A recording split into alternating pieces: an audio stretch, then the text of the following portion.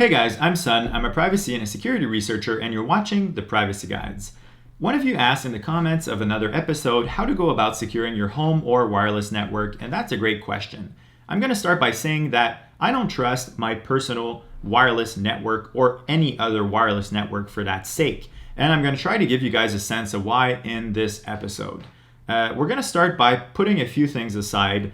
First things first, WEP and WPA, both of which are, wireless security protocols, these protocols have been broken for years.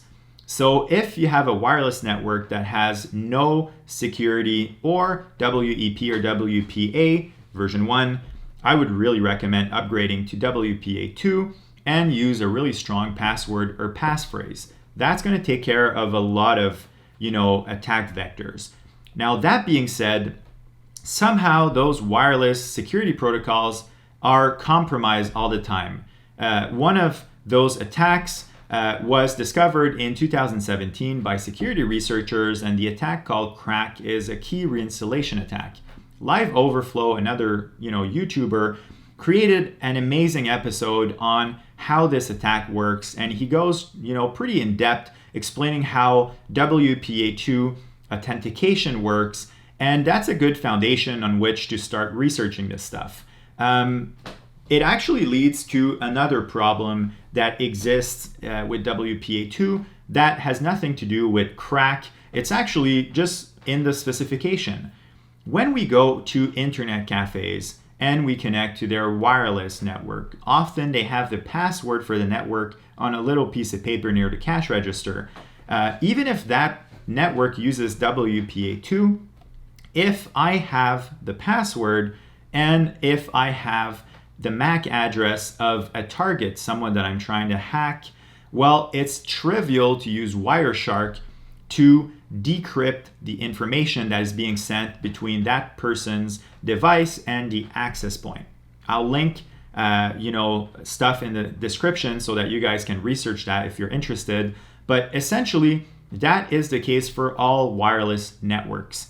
And the thing is, in order for that attack to work, we need to capture 4 of the initial handshake packets between a device and the access point, which could make us think that it's an attack that's, based on a specific timing, which makes it harder. But unfortunately, it's really easy to kick someone out of the network using a deauthentication attack and then capture those packets when the device will retry connecting automatically. So the Wi-Fi protocols have inherent flaws that make it very hard to secure. I think it was kind of designed like email to be mass adoptable. And as I mentioned, in the case of email, I consider email public domain, and I consider, even WPA2 wireless networks public domain as well.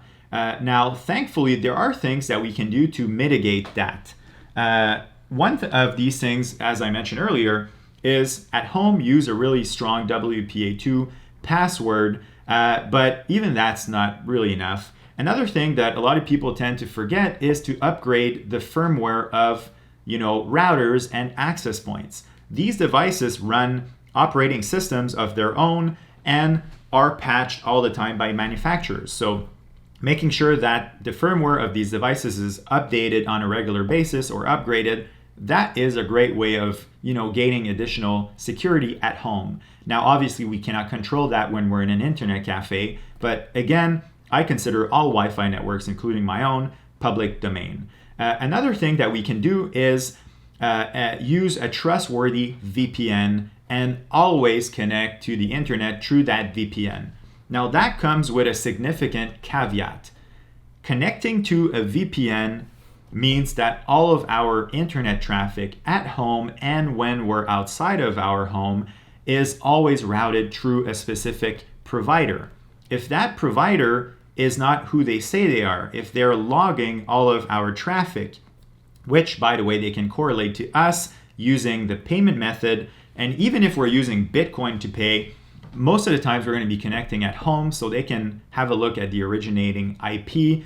Well, that can become a honeypot. Someone could try to, capture traffic that we're sending over the internet by subpoenaing, if that's even a word, that provider, or maybe that provider is a bad actor or maybe the VPN is just shitty in the first place, as I discussed when I mentioned the Hola VPN case study. I'll link all of that in the description.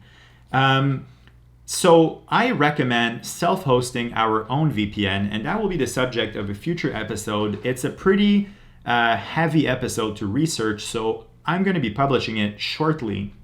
But in the meantime, I've been really hesitant to recommend a specific VPN provider because most VPN providers have very obscure governance, so I cannot tell you for sure that they're a good actor. That being said, I was watching an episode by The Hated One, and he recommended the VPN that I actually tend to recommend to peers, and that is Malvad. Now, this episode is not at all sponsored, nor will any future episode without explicitly mentioning it if ever I get into sponsored stuff one day. Hopefully I won't. So Malvad will be the subject of next episode. I'll go through all of the features that we're looking for when considering third-party VPNs. Again, I really recommend self-hosting our own. Same applies to SOCKS 5 over SSH proxies, all of which will be the subject of future episodes. Now, another thing that we can do that is super easy to mitigate a lot of Wi-Fi attack vectors is spoofing our MAC address and our computer name on a regular basis. So I published an episode a while back on how to do that. It's super easy to do on Mac OS. And once the MAC address is spoofed, on a regular basis, if ever someone is attempting a targeted attack against, one of your devices, well, they're going to have a hell of a hard time figuring out which device on the network that is, because the MAC address will be changing every time you go to a specific internet cafe, and same applies to the host name. Now, another really obvious one is not using Wi-Fi at all. So in the best of worlds, we would be using Ethernet, so wired internet all the time, and that really helps mitigate all of the bullshit around Wi-Fi. But again, if you're using a really good VPN with a great kill switch, more on that in a later episode, well, most attack vectors related to Wi-Fi, such as man-in-the-middle attacks and stuff like that, are mitigated. Okay, one thing that we can do, and that's kind of an important one, if we go in system preferences, and I'm going to have to mask a whole bunch of stuff here because I don't want to reveal, my network name, but if we go in advanced, all SSIDs, or network names they're called in macOS, such as Starbucks Wi-Fi, so kind of like generic networks that we all connect to when we're traveling and things like that, well, I really recommend disabling auto join. The reason for that is if I use a deauthentication attack to kick someone off of their home network, well, their computer is then going to fall back to the next network in line, and if that is Starbucks Wi-Fi, it's super easy to spoof. Someone can create a malicious access point, and then the computer is just going to connect to it, and Starbucks Wi-Fi having no security at all, well, that's just going to connect like butter. And I also recommend disabling remember networks this computer has joined. Again, that's to give us more control over what our computer connects to. So as a quick recap, I consider Wi-Fi public domain. I don't trust any Wi-Fi networks. That's why I spoof my MAC address and computer name. That's why I always use a VPN, even at home, with a very robust kill switch. On my real computer, this one is for demos, I actually use a packet filter, a kernel level firewall to make sure that my computer will not leak stuff outside of my VPN. But that requires self-hosting our own VPN because you need to have an IP that's whitelisted. That will be the subject of a future episode. I hope that was insightful. By the way, the YouTube algorithm kind of hates privacy content. So if you want to like it, if you feel like commenting or sharing this content outside of YouTube, that would be amazing. It will help us get privacy on everyone's minds.